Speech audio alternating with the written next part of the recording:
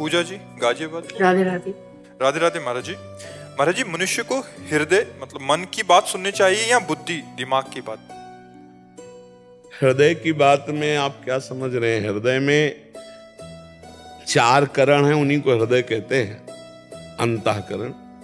बुद्धि निश्चय करती है, मन संकल्प विकल्प करता है, चित्त चिंतन करता है और अहम क्रिया को स्वीकार करता है।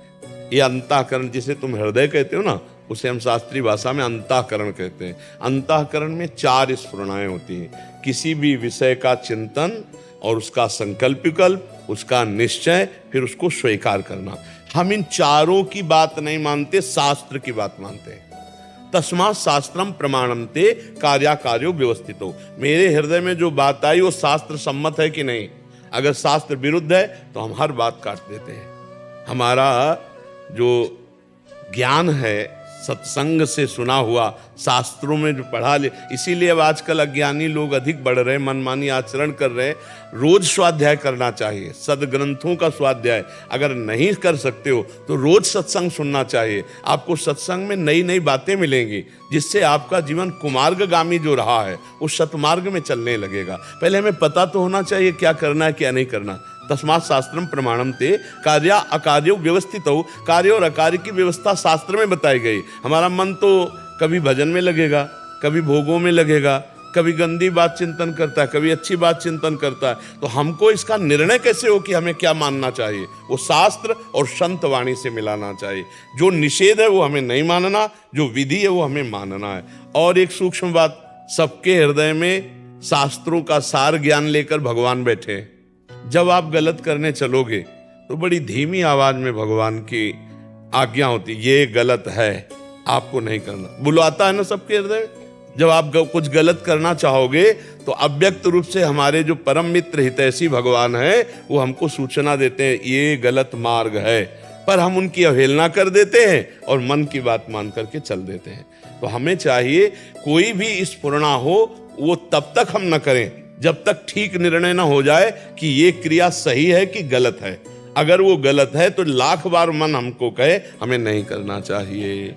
हमारे हृदय में ये 4 वृत्तियां हैं, बुद्धि निश्चय करने वाली, मन संकल्प विकल्प करने वाला, ये करना चाहिए कि नहीं करना चाहिए, चित्त चिंतन करने वाला और अहंकार क्रिया को स्वीकार करने वाला। कोई एक ही बात नहीं है, इन चारों की बातें हमें ध्यान देना है। शास्त्र प्रमाणित हो, संत प्रमाणित हो तो वही हृदय संत हृदय हो जाता है। और कुछ दिन के बाद फिर गंदी स्फुरणाएं ही बंद हो जाती हैं। फिर अब जो होगा वो भगवान का आदेश होगा।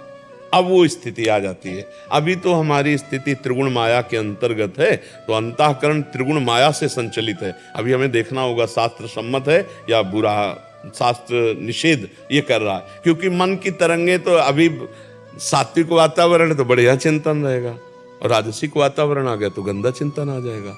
तो हम मन को अभी पूरा सलाहकार नहीं मान सकते। अभी हम शास्त्र प्रमाणित सलाह को मानेंगे और अथवा फिर नहीं मानेंगे। प्रायः लोग मन की ही बात मान करके, जितनी जेलें भरी वो मन की बात मान करके हुई है। जितने भी रोग दुख आ रहे हैं ये सब मन की बात मानने के कारण है। हमारे द्वारा पापाचरण हुआ, उसका हमें दंड मिल रहा है, चाहे जेल में मिले, चाहे शरीर में रोग के रूप में मिले या बाहर विपत्ति के रूप में मिले। तो हमें चाहिए बहुत होश में हो और हम ये सत्संग सुने, शास्त्र स्वाध्याय करें, जिससे हमें पता चले हमें क्या करना चाहिए क्या नहीं करना चाहिए। और नाम जरूर जप करते रहें। अगर नाम जप नहीं तो सब बेकार हो गया। बहुत सत्कर्म आपने किए, नाम जप नहीं किए तो स्वर्ग आदि लोकों को जाओगे, भोग कर फिर मृत्यु लोक में आ जाओगे, काम तो नहीं बना। और 10 बार भी राम राम कृष्ण कृष्ण हरि हरि राधा राधा बोल लिया तो यमराज के रजिस्टर में 10 बार नाम भारी पड़ जाएगा। अरे एक नाम की कीमत पूरे त्रिभुवन नहीं है तो 10 बार नाम, ऐसा कीमती नाम हम हर श्वास में सैकड़ों बार लेने की चेष्टा करें। श्वास श्वास में कितने अधिक से अधिक नाम ले ले। बड़ा आनंद आता है जब आप नाम के प्रति थोड़ा महत्व बुद्धि रखिए। जैसे रुपया कमाने में लोभ और बढ़ता चला जाता है, ऐसे भजन का लोभ बढ़ता चला। उठते बैठते चलते फिरते हंसते खाते पीते गाते कभी भी नाम का विस्मरण ना हो, ऐसा महत्व जागरण करे। तद विस्मरणेन परम व्याकुलते। कुछ दिन बाद नाम पकड़ लेता है। पहले साधक को नाम पकड़ाना होता है। वाचिक शुरू किया, फिर उपांश शुरू किया, फिर मानसिक शुरू किया। जब नाम श्वास 2 बिलक चलत हैं तो इनको भेद न मोह को भावे। श्वासा ही नाम, नाम ही श्वासा, नाम श्वास को भेद मिटावे, रोम रोम जब रग रग बोले तब कुछ स्वाद नाम को पावे। पहले हम नाम का निरंतर अभ्यास करें तो नाम के अभ्यास से सब कुछ ठीक हो जाएगा। हमारे हर प्रश्न का उत्तर नाम है। बड़े बड़े महापुरुषों के और शास्त्रों के और स्वयं जीवन की अनुभूति का विषय, बस नाम पकड़ लो, सब समस्याओं का समाधान नाम, सब प्राप्ति हो जाएगी लोक परलोक की। भगवान इससे बढ़कर क्या होगा? सुमिर पवन सुत पावन नामू, अपने बस करी राखे रामू, अपने बस करी राखे रामू। नाम जापक ने नामी को अधीन कर लिया। अब इससे बढ़कर क्या हो सकता है फल?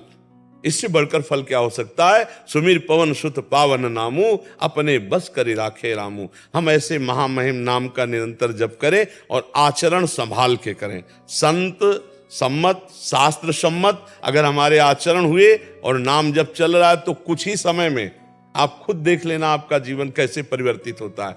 आज जो हमारी समाज काम क्रोध लोभ मोह मद के ज्यादा चक्कर में फंसकर गर्त में जा रही, उसका कारण है सत्संग ना सुनना, शास्त्र स्वाध्याय ना करना और नाम जप ना करना। उसी से कितनी कितनी गंदगी भरती चली जा रही है। अपने पूज्य जनों को पढ़े लिखे लोग अपमानित कर रहे हैं। जो विद्या विनय प्रदान करती है वही उद्दंडता में आ गई है। नए नए लड़के नशा करने लगे हैं, व्यभिचार की प्रवृत्ति बढ़ती जा रही है, एक दूसरे के प्रति राग द्वेष की भावनाएं पुष्ट होती जा रही। क्यों? क्योंकि अध्यात्म बीच में नहीं है, भगवान का नाम बीच में नहीं है।